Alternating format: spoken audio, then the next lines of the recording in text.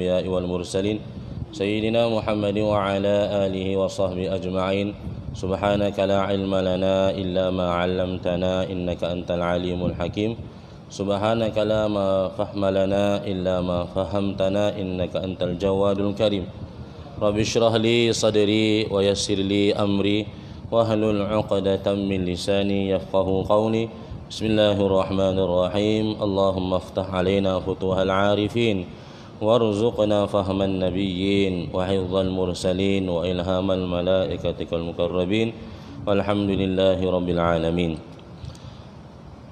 Yang dimuliakan Tuan Pengurusi Masjid, barisan pegawai syarak, barisan EDK Masjid, barisan kepimpinan masyarakat, Datuk, Datin, barisan kepimpinan agama, Al-Fadil, Al-Fadilah, Ustaz, Ustazah, Haji, Hajah, Muslimin, Muslimat yang dirahmati Allah.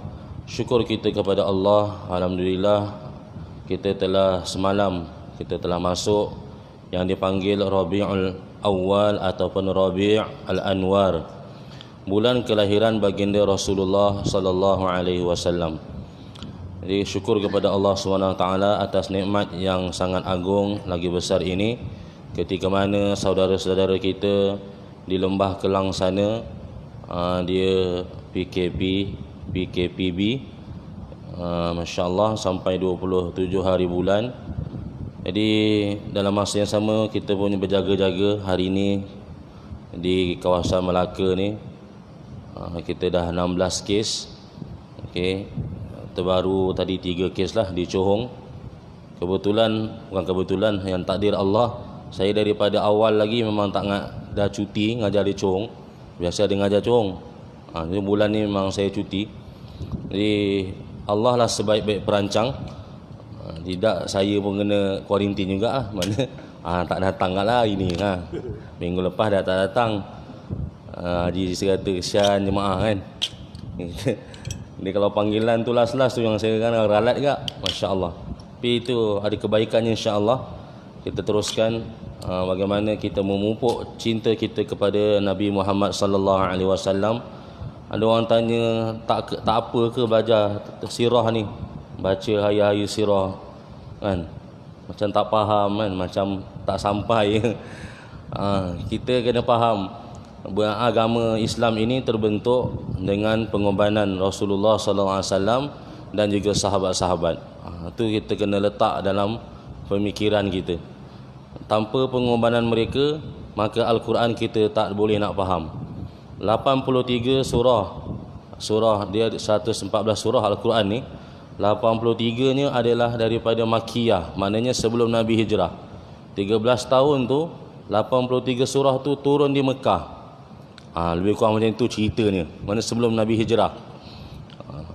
Jadi mana banyak, sebahagian kita boleh kata 23 daripada Al-Quran itu adalah masya-Allah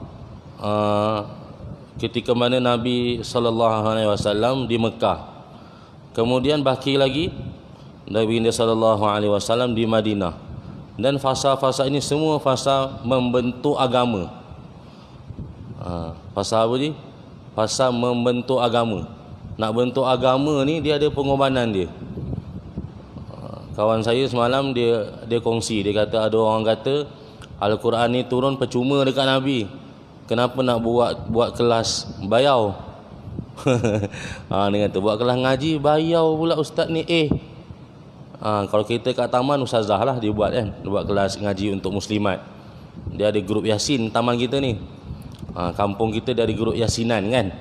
Dia buat gelir Yasin. Dia kata nak mengaji bayau pula. Nabi tak kena bayau pun. Nabi dibayar. Bayar apa? Dengan darah, dengan tangisan, dengan cacian, dengan kutukan. Bayar juga. Cuma dia bukan bentuk fizikal lah, dia bentuk mental punya. Sahabat-sahabat radhiyallahu taala anhum ajma'in, mereka tu bayar dengan tangisan kan, dengan berpisah daripada suami, berpisah daripada anak, berpisah daripada tanah air. Itu dia bahawa terbentuk agama yang kita ada ni. Sampailah Allah Ta'ala turun al-yawma akmaltu lakum dinakum, ayat 3 kan, ayat 3 daripada surah Al-Maidah juzuk 6 tu. Lepas surah Nisa, surah Al-Maidah juzuk 5, ayat yang ketiga tu Allah Taala sebut, al-yauma akmaltu lakum dinakum. Hari ini aku telah sempurnakan agama kamu. Wa atmamtu alaikum ni'mati. Aku telah sempurna juga kamu nikmat-nikmat aku. Apa nikmat-nikmat dia? Wa raditu lakumul Islam madina. Nikmat yang agung adalah iman dan Islam. Itu dah sempurna. Lepas 23 tahun, mana ada percuma. Sekali ustaz kita nak jemput mengaji, belajar, kita kata ustaz percuma dah lah. Sudah. Kacau betul. Masa dia, kita bayar tu masa dia. Ilmu tu kita tak mampu nak bayar. Masya-Allah. Begitu. Itu kita kena faham mengenai Rasulullah SAW, kisahnya, perjalanannya. Kita baru cerita sirah Nabi ni. Kita belum baca cerita kisah sirah sahabat. Dia yang dipanggil apa tu? Apa tu dia panggil? Ashabikan nujum. Bintang-bintang. Bila baca lagi? Ataupun dipanggil Ibadur Rahman, hamba-hamba yang maha pengasih. Kita pun bincang lagi. Penuh dengan pembentukan agama kita. Dengan pembentukan agama. Dia mengajuk kan? Mengajuk dia. Minggu lepas datang dia kata. Masya-Allah. Kita sambung sikit insya-Allah.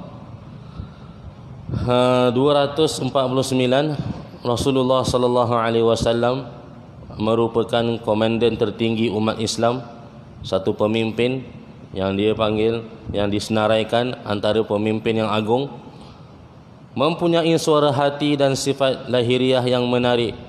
Zahirnya kita lihat masya-Allah ketampanannya, karismanya, memiliki kesempurnaan. Nabi sallallahu alaihi wasallam dia adalah manusia yang paling sempurna. Itu sepakat ulama. Kewibawaannya, keutamaan, keluhuran akhlak serta keindahan amal perbuatan. Yang ini baik kawan maupun lawan mengakui perkara tersebut. Inilah dia punya sifat dia. Itu semua menjadikan hati manusia mencintai baginda. Bahkan nyawa pun rela tergadai demi baginda. Tak kisah. Menariknya, baginda tidak mengucapkan suatu kalimah, tidak memberikan apa-apa arahan, melainkan baginda pasti mendahului para sahabat untuk mempraktikkannya. Dia suruh orang, bawa orang kepada amal, bawa orang kepada ibadah, sesuatu ibadah, satu perintah yang baginda dah buat dahulu. Tidak pula baginda menghadirkan bimbingan dan arahan, melainkan para sahabat berpusu-pusu untuk melaksanakannya. Dengan kerja yang bijak inilah Nabi Muhammad mampu membangunkan sebuah masyarakat baru di Madinah. Kerana keinginan baginda melihat 100% orang penganut agamanya mengamalkan agama. Itulah masyarakat paling hebat dan paling mulia yang pernah dikenali oleh sejarah. Di sejarah sendiri pun telah mengakui perkara tersebut. Sajjalana tarikhu, sejarah telah membuktikan. Selain itu, baginda juga mampu meletakkan penyelesaian bagi semua permasalahan yang dihadapi oleh masyarakat tersebut. Dari zaman Mekah lagi, ketika mana dalam pembinaan kota, dalam pembinaan Kaabah, bila orang bergaduh, semua nak pegang Hajar Aswad. Nabi sebagai apa tu, pendamai, letak kain, yang masing-masing kau bilah pegang bucu dia, batu letak kat tengah, angkat ramai-ramai, selesai. Padahal kalau kita fikir boleh je tu, tapi memandangkan kata keutamaan diri sendiri melebihi akal, maka tak boleh terfikir benda yang mudah. Tapi Nabi datang, sekali lagi Nabi muncul di Madinah untuk menyelesaikan masalah, iaitu penyelesaian yang membuatkan mereka dapat bernafas panjang dalam membentangkan kewujudannya. Semua itu wujud setelah baginda diutus di tengah era kegelapan. Dengan jiwa yang tinggi menjulang, unsur-unsur dalam masyarakat baru dapat terbentuk dengan sempurna. Masyarakat itu pun bersiap sedia untuk menghadapi semua arus zaman, bahkan mampu membelokkan arah haluannya serta mampu mengubah perjalanan sejarah. Dia baca macam baca buku sastra, kan? Sebab dia terjemah tu dia ikut sastra Arab, jadi dia jagalah sastra tu. Kalau kita punya Melayu ni sastra sangat, kita tak panggil sastra lah. Kita panggil apa je? Kesusahteraan. Susah nak faham. Dia pusing sana, dia pusing sini, lalu jadi kesusahteraan, bukannya sastra. Setelah Nabi Muhammad berhijrah ke Madinah, baginda berjaya mengasaskan masyarakat baru yang Islamik dengan jalan menegakkan kesatuan akidah. Jadi kesatuan akidah tu bukan semata-mata semua kena masuk Islam. Tu. Jadi Islam ni datang, dia tak menyusahkan agama lain. Seperti mana yang didakwa oleh setengah apa tu panggil? Jadi dia kata ni orang Melayu datang, orang pendatang, dia kata. Kita pun pelik, mana dulu yang mendatang ni pun kita tak tahu siapa yang pendatang. Kita pun jadi pelik. Sampai perlembagaan kita diubah. Kita dah ada perlembagaan, kan? Kita ada piagam kita panggil, diubah. Kita pun tak faham. Islam agama rasmi, pun diubah tak? Nauzubillah. Politik dan sistem kehidupan antara umat Islam, baginda memandang bahawa perlu untuk mengatur hubungan dengan orang bukan Islam. Di Islam datang, dia tak menyusahkan orang lain. Kalau kita baca sejarah Kamal Atatürk macam tu ke. Islam datang, dia tak nyusah. Dia datang, dia tukar Islam tu. Azan bahasa Turki. Dia ada beberapa berlaku kan, penyelewengan. Dia rasa Islam tu tak sesuai, dia sesuaikan dengan ikut dia. Saya antara kena buat tesis akhir tahun terakhir belajar tu adalah kajian mengenai sejarah Islam di Turki sana. Masya-Allah, sangat kan. Walaupun dia tak tukar agama, tetapi dia tukar amal-amal yang ada, sedia ada dalam agama. Yang dia panggil tu, dia panggil bid'ah tu. Insya-Allah, teruk. Sampai sekarang kita tengok macam mana dia punya tu, cara kehidupan dia, kan. Baginda memandang bahawa perlu untuk mengatur hubungan dengan orang bukan Islam. Tujuan baginda melakukan hal itu untuk mencipta suasana selamat. Islam ni dia agama selamat, agama damai, agama bahagia dan kondusif. Suatu masalah yang mudah diselesaikan bagi semua orang. Selain itu, wilayah tersebut juga dapat diatur dengan satu kata sepakat. Maka dalam hal ini baginda mencetuskan undang-undang yang fleksibel, bukan konkret. Tak boleh nak ubah langsung, tidak. Dan sederhana, yang belum pernah ditemui di alam yang penuh fanatik dan penyelewengan. Kalau sebelum tu, na'udzubillah, kan, kita dah baca banyak kali, ulang banyak kali. Madinah ni dia punya gaduh Aus dan Khazraj berpanjangan tanpa sebab. Tak tahu apa sebab gaduh. Orang bukan Islam yang paling dekat tempat tinggalnya dengan orang Islam Madinah adalah Yahudi. Yang kita bincang sebelum ni, ada 3 Yahudi. Jadi Yahudi Bani Quraidah, Yahudi Bani Auf, dan juga Yahudi Bani Qainuqa ke apa. 3 tu Yahudi. Seperti yang saya telah terangkan sebelum ini, walaupun mereka menyembunyikan rasa permusuhan terhadap orang Islam, kan dia rasa tak puas hati, tapi dia tak boleh nak zahirkan, namun mereka tidak menampakkan penentangan dan permusuhan itu sedikit pun. Rasulullah mengikat perjanjian dengan mereka. Apa perjanjian dia? Dinyatakan bahawa baginda membiarkan mereka menikmati kebebasan mutlak dalam hal agama dan harta. Awak boleh buat ibadat, awak boleh meniaga macam biasa. Itulah agama Islam.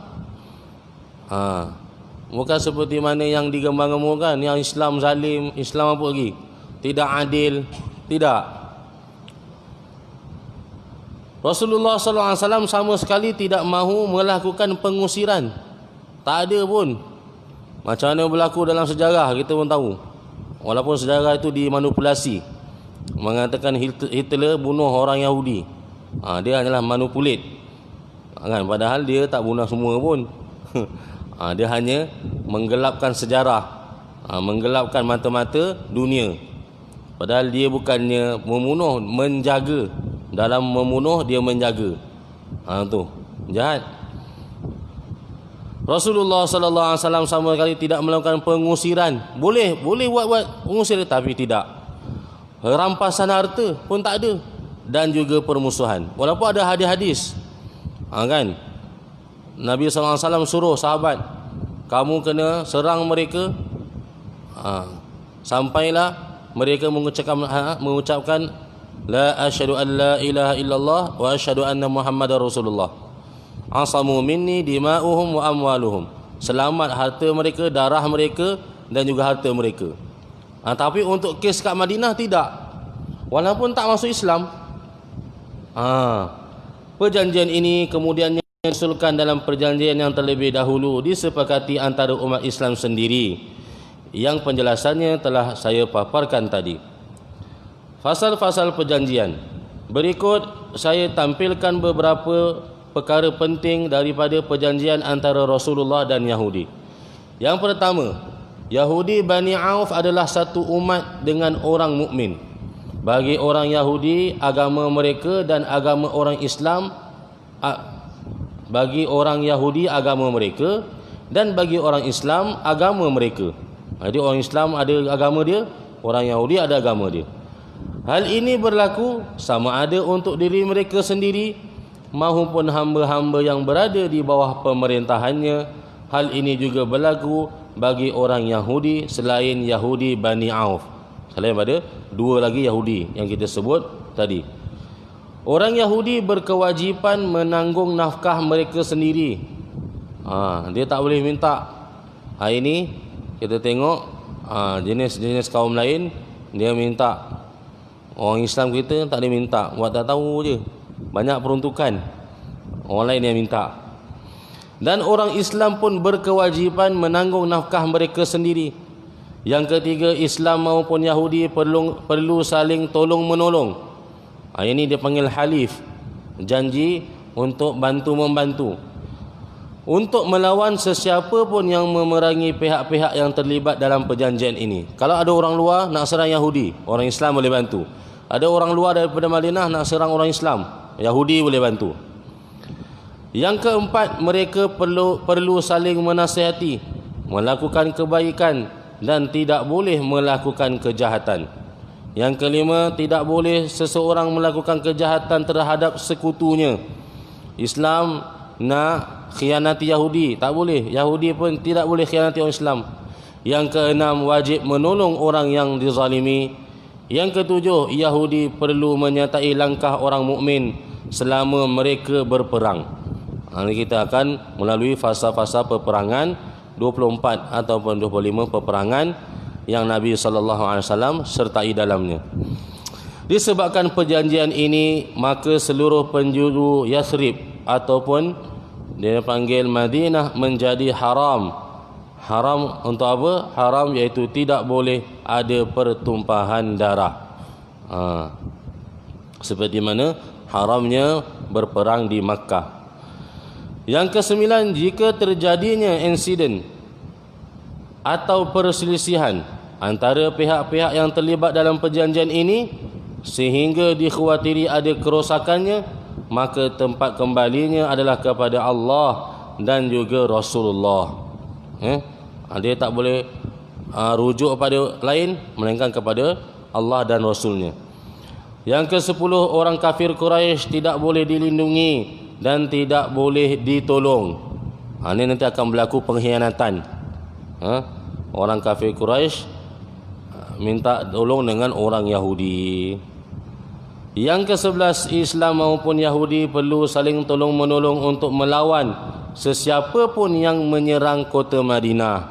Setiap orang mempunyai bahagian yang telah diperolehinya dahulu. Yang ke-12, perjanjian ini tidak boleh dilanggar kecuali apabila terjadi sesuatu kezaliman atau kejahatan. Ini perjanjian. Macam gitulah dalam perlembagaan ada perlembagaannya. Bila ada yang melanggar, maka kita kena tengok balik perlembagaan kita. Anak-anak kita, cucu-cucu kita, kita sedarkan mereka dengan perlembagaan negara kita ni. Kan? Dia yang dia tulis kat belakang tu, dia hanya tulislah, kita ada perlembagaan lagi.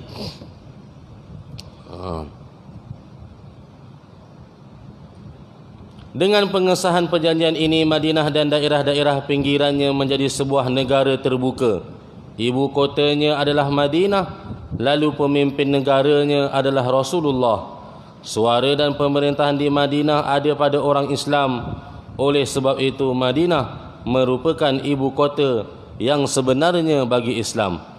Untuk meluaskan jangkauan wilayah yang selamat dan damai, Nabi Muhammad mengadakan perjanjian dengan kabilah-kabilah lain pada kemudian hari yang isinya, yang isi fasal-fasal perjanjiannya itu hampir sama dengan perjanjian yang dibuat dengan Yahudi ini. Jika ada perbezaan pun, hal itu disesuaikan dengan keadaan. Hal ini akan diterangkan pada gilirannya nanti. Pertarungan berdarah. Sebelum peperangan, peperangan yang depan ni, peperangan Badar ni, dia ada peperangan tu, dia panggil pertarungan berdarah. Komunikasi Quraisy dengan Abdullah bin Ubay bin Salul. Abdullah bin Ubay bin Salul, saya suka juga ulang, dia adalah ketua munafik. Dia ketua munafik. Abdullah bin Ubay bin Salul. Aku telah menerangkan tentang penganiayaan dan kesengsaraan yang telah dilakukan oleh orang kafir Mekah. Kita dah cerita berapa muka surat tu, wallahu alam, dah banyaklah, 200 muka surat lebih. Kita pun dah baca nak dekat 3 tahun, masya-Allah. Begitu juga apa yang mereka lakukan terhadap orang Islam ketika hijrah. Ada yang kena tahan, Abu Salamah.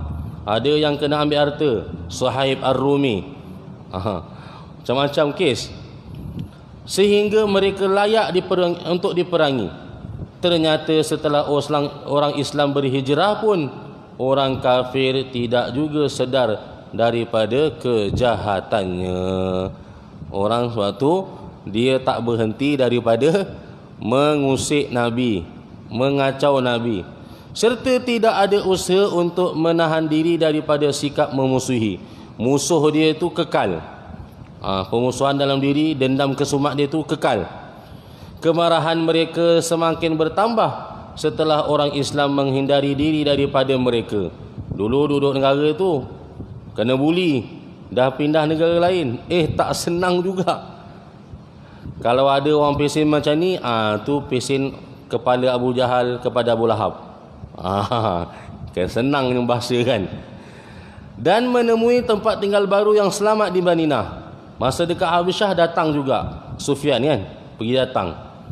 Masa hijrah punya kat Habasyah tu. Kacau juga. Kata dia ni agama Islam lah, dia kutuk agama kamu, agama Kristian. Jawab balik, Ja'far jawab balik. Kacau, tak berhati. Dah ni dia pula dah buka kota Islam, kota Madinah. Tak puas hati. Ya Allah, mereka menulis surat kepada Abdullah bin Ubay bin Salul. Dia tahu Abdullah bin Ubay bin Salul ni kepala munafik, tak ngam dengan Nabi. Sebab apa kes dia sebelum ni?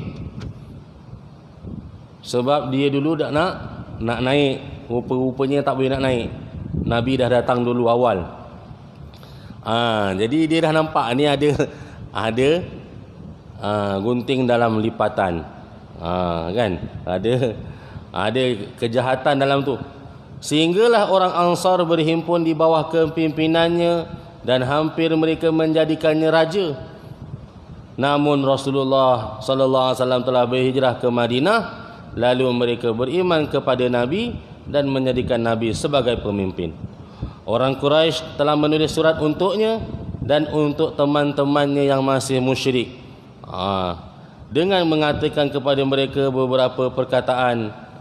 Kamu telah menyokong pihak lawan kami, kan? Kau tak masuk Islam, tapi kau biau je kat depan kau tu. Apa kes? Kami bersumpah dengan nama Allah. Tu Haji, dia dah biasa. Kami bersumpah dengan nama Allah, sebaik-baiknya kamu memeranginya, biar mati. Tak pun, kalau tak mampu, buat yang lebih teruk apa dia? Mengusirnya. Jika tidak, kami semua akan datang kepada kamu untuk membunuh kaum lelaki kamu dan menodai kehormatan kaum wanita kamu. Ni kepada Abu Jahal, kepada Abu Lahab ni boleh tahan. Dia buat apa tu? Dia buat desakan, ugutan. Hanya dengan sampainya surat tersebut, Abdullah bin Ubay beranjak untuk menuruti perintah saudara-saudaranya itu, iaitu kaum musyrikin Mekah, kerana dia sendiri memang dengki terhadap Nabi Muhammad, kerana dia menganggap baginda merampas kerajaannya. Dia dah ada batu api, datang lagi api daripada Mekah, makin terbakar. Cantiklah. Abdul Rahman bin Ka'ab mengatakan, tatkala surat itu sampai kepada Abdullah bin Ubay bin Salul dan teman-teman penyembah berhala, mereka bersepakat untuk memerangi Rasulullah. Ketika khabar itu sampai kepada Nabi Muhammad, baginda menemui mereka lalu berkata, kamu telah bertindak dengan terlalu berlebihan terhadap ancaman Quraisy. Sebab sebelum ni dah buat perjanjian, tak nak duduk diam-diam, berdamai, jangan tolong orang luar. Padahal mereka tidak akan sanggup memperdaya kamu melebihi keinginan kamu. Nabi cakap, orang Quraisy ni tidak akan sanggup memperdaya kamu melebihi keinginan kamu untuk memperdaya diri kamu sendiri. Kenapa nak terpedaya pula? Dia bukan mampu pun nak buat macam mana yang dia bagi tahu tu. Iaitu ketika kamu dengan sengaja ingin memerangi anak saudara kamu sendiri, anak dan saudara kamu sendiri. Orang jadi batu api. Dia lagakan kita. Lala kita yang belaga sama sendiri, dia kat luar tu, tepuk tangan. Itu berlaku.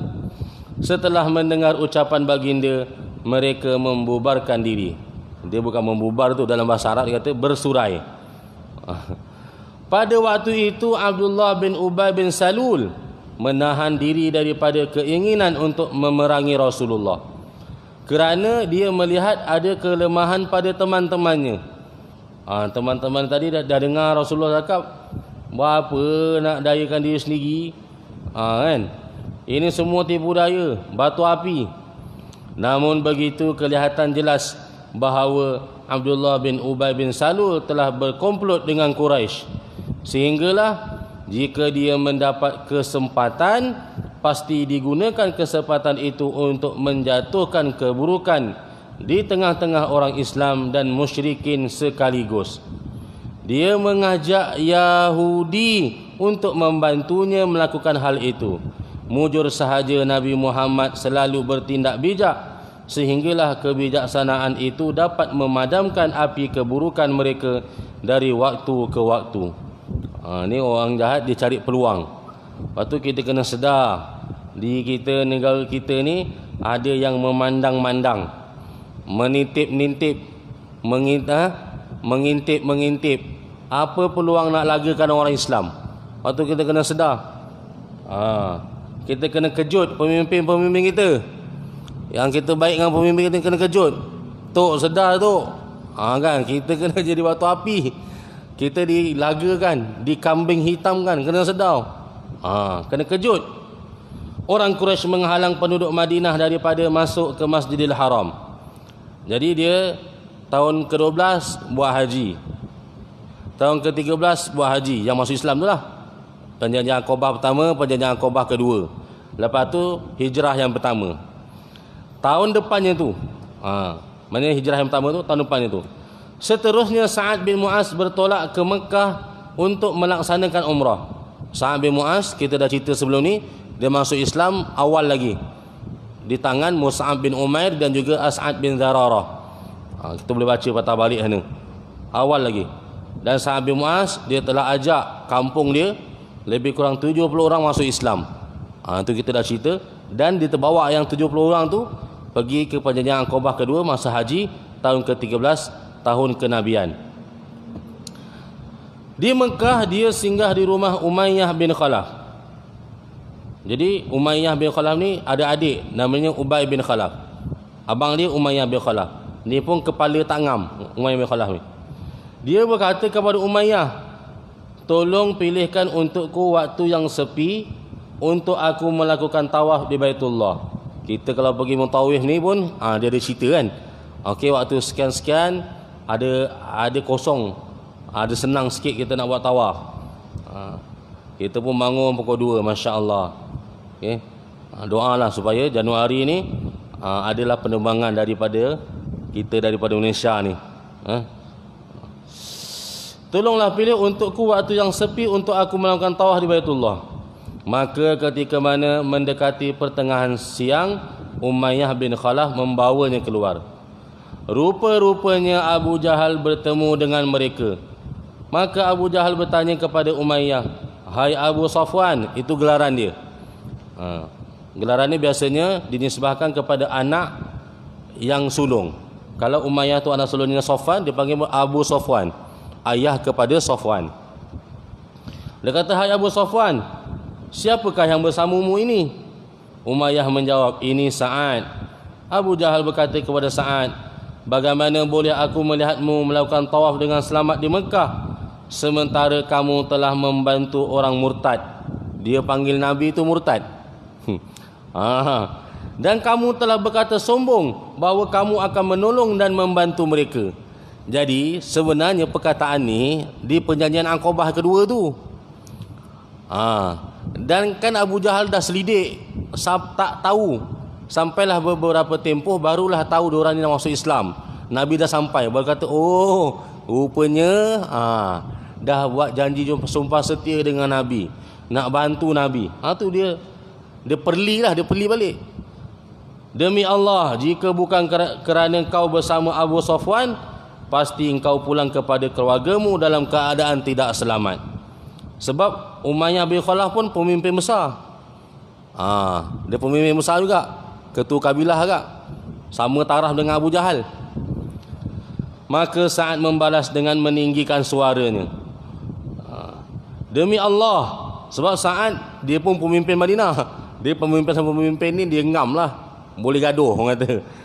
Demi Allah, jika engkau halangi aku melakukan ini, maka akan ku halangi engkau daripada keinginanmu yang lebih besar, iaitu daripada jalanmu menuju ke penduduk Madinah. Orang Quraisy mengancam Muhajirin. Kemudian orang Quraisy, kafir Quraisy mengirim utusan kepada orang Islam untuk mengatakan kepada mereka, janganlah kamu berasa lega, boleh lepas daripada kami menuju Yasrib. Kami akan datang kepadamu, menghapuskan kamu, menghancurkan kemakmuran kamu di rumah kamu sendiri. Ini semua bukan ancaman semata-mata. Jadi orang kafir musyrik ini bukan cakap kosong. Rancangan jahat dan niat jahat orang Quraisy ini dirasakan betul oleh Rasulullah sallallahu alaihi wasallam. Mengikut pengalaman buat dakwah dekat Madinah, Mekah ni macam tulah. Kan? Memang kepala dia masuk air. Semua kalau dia cakap buat terus, tak kira. Itulah yang membuatkan baginda tidak boleh tidur pada malam hari. Risau. Macam mana ni? Jika baginda tidur pun ketika mana para sahabat berjaga-jaga di sekeliling baginda. Imam Muslim rahimahullah meriwayatkan dalam sahihnya daripada Hadrat Aisyah radhiyallahu anha berkata, pada satu malam ketika Rasulullah sallallahu alaihi wasallam baru datang ke Madinah, baginda tidak boleh tidur. Baginda berkata, semoga Allah mengirimkan seorang lelaki saleh daripada sahabatku yang akan mengawalku malam ini. Aisyah radhiyallahu anha meneruskan riwayatnya, maka ketika kami dalam keadaan seperti itu, kami mendengar gemerincing suara pedang. Rasulullah SAW bertanya, siapakah itu? Orang itu menjawab, Sa'ad bin Abi Waqqas. Maka Rasulullah SAW bertanya kepadanya, kenapakah kamu kemari? Sa'ad bin Abi Waqqas menjawab, dalam hatiku berasa bahawa Rasulullah SAW sedang takut, maka aku datang untuk mengawalnya. Kemudian Rasulullah SAW mendoakan kebaikan untuknya. Kemudian baginda pun tidur, takut serangan daripada luar. Lepas tu Nabi SAW, sepakat ulama dia tidak tahu perkara ghaib. Tidak tahu perkara ghaib. Walau kuntu a'lamul ghaib lastakthartu minal khairi wa ma massani as-su. Nabi kata, kalaulah aku tahu perkara ghaib, maka walau kuntu a'lamul ghaib lastakthar, nescaya aku akan banyakkan perkara kepada kebaikan dan tidak akan tertimpa sedikit pun daripada kejahatan kepadaku. Sedangkan Nabi SAW menyebut, sahabat menyebut, antara Nabi ketika mana gering yang baginda wafat dalam sakitnya itu, kesan daripada kesan daripada kambing yang diracun. Nabi pun kena sihir, Nabi pun kena racun, kan? Jadi Nabi SAW dalam tindakan dia, Nabi SAW pun ada tawakal, usaha dan tawakal. Bukan dia tawakal je, kan? Bukan dia tawakal, dia ada usaha dan tawakal. Pengawalan seperti ini bukan hanya dilakukan pada beberapa malam, tetapi merupakan perkara yang berterusan.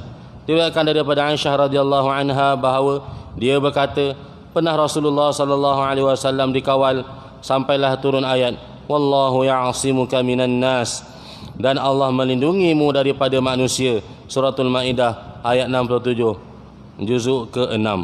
Maka Rasulullah sallallahu alaihi wasallam terus mengeluarkan kepalanya dari kubah, lalu berkata, wahai semua manusia, kamu boleh pergi meninggalkanku, sesungguhnya Allah telah melindungiku. Usaha tawakal sehingga Allah sendiri yang telah buat keputusan. Bahaya tidak hanya mengancam Rasulullah, tetapi juga mengancam semua orang Islam. Ubay bin Ka'ab radhiyallahu anhu meriwayatkan, dia telah berkata, ketika Rasulullah dan para sahabatnya datang ke Madinah, lalu ditolong oleh orang Ansar, maka bangsa Arab pun bersama-sama memusuhi mereka, sehinggalah mereka tidak tidur melainkan dengan menggenggam pedang, dan ketika bangun pun mereka masih menggenggam pedang. Ini terbukti ketika mana Rasulullah pergi mengerjakan umrah yang pertama yang tidak jadi itu tahun ke-6 Hijrah, pedang mereka masih disisip di pinggang mereka. Wallahu taala alam. Semoga Allah SWT jadikan kita cinta kepada Rasulullah sallallahu alaihi wasallam dan mengikuti sunnahnya dan sunnah khulafaur rasyidin al-mahdiyyin. A'udzubillahi samii'al 'alim minasyaitonir rajim. Bismillahirrahmanirrahim. Allahumma salli wa sallim wa barik ala Muhammadin ummil hashimi wa ala alihi washabihi ajma'in. Allahumma inna na'udzubika min ilmin la yanfa'. Ya Allah, kami berlindung denganmu ya Allah daripada ilmu yang tidak bermanfaat, wa min qalbin la yakhsha', daripada hati yang tidak pernah khusyuk, wa min nafsin la tashba', daripada jiwa yang tidak pernah kenyang, wa min du'ain la yusma', daripada doa yang tidak diterima. Sallallahu ala khairi khalqi Muhammad wa ala alihi washabihi wa baraka wa sallam. Alhamdulillahi rabbil alamin. Wabillahi taufiq wal hidayah. Assalamualaikum warahmatullahi taala wabarakatuh.